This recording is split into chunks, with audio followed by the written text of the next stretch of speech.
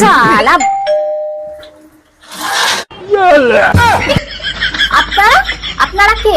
আরে ম্যাডাম, আপনি আমাদেরকে তো ফোন করেছিলেন কালকে, আমরা আপনার ঘরটাকে নতুন করে ডেকোরেট করে দেবো, সেই জন্যই তো আমরা আসলাম। अच्छा ও আচ্ছা আচ্ছা আচ্ছা ঠিক আছে, আসুন আসুন আসুন আসুন। चलो भाई देखो अपने क्या रुको जरा। अबे साले আমরা আপনাকে এখানে একটা টয়লেট দেব। কেন এখানে টয়লেট দেবেন কেন?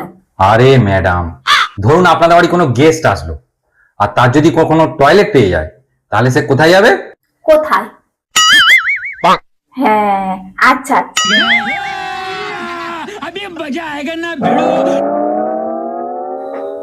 আচ্ছা, এইটা তাহলে আপনার রান্নাঘর।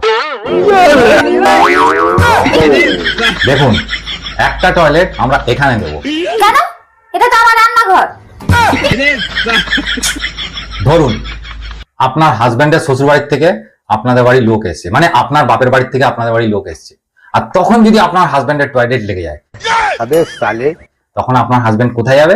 কোথায়?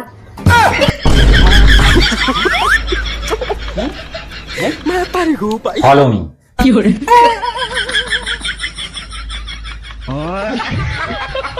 चलो भाई देखो अपने क्या करना এইটা আপনার ড্রয়িং রুম, তাই তো? हाँ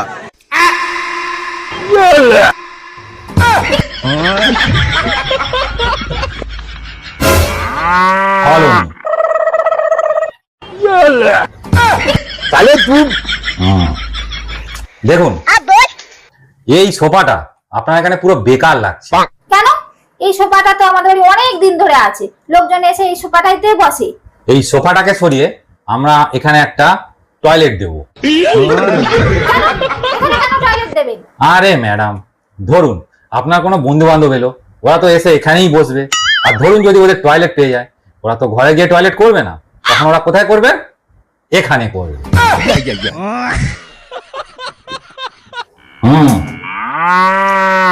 তাহলে ম্যাডাম, আপনি এই জায়গাটাকে কিভাবে ইউজ করেন? এই জায়গায় এটা তো এমনি ফাঁকা পড়ে থাকে। দেখুন ম্যাডাম, আপনার এই জায়গাটা পুরো খালি বেকার পড়ে আছে, তো আমরা কি করব? এখানে একটা টয়লেট দেব। শালাটা টয়লেট আমি যাচ্ছি। শালা বাড়িতে টয়লেট বানাতে এসছিস না টয়লেটে বাড়ি বানাতে এসছিস? বল আগে। আপনি যদি বলেন তাহলে একটা টয়লেট কম করে দেবো। साले तू